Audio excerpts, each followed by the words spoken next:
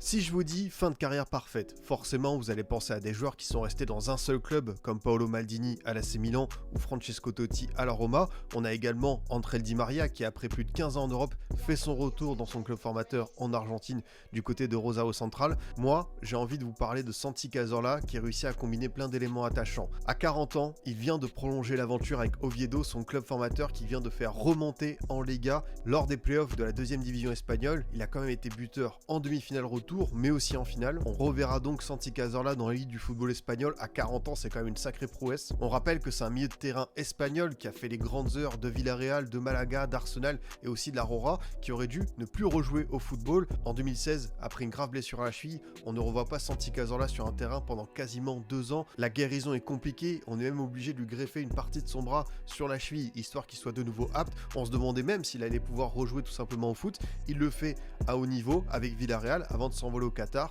et à l'été 2023, il décide de boucler la boucle en revenant à Oviedo. 2 ans après, il est donc de retour en Liga avec son club formateur. Il aura 41 ans en décembre, ça fait quand même un bel âge. En plus, un très beau geste, il reverse une partie de son salaire à des associations caritatives. Santi Cazorla, le magicien, qui aura eu une très belle histoire jusqu'au bout avec le ballon rond. Si cette vidéo t'a plu, n'hésite pas à t'abonner, mettre un like et un commentaire, et moi je te dis à très vite pour d'autres contenus foot.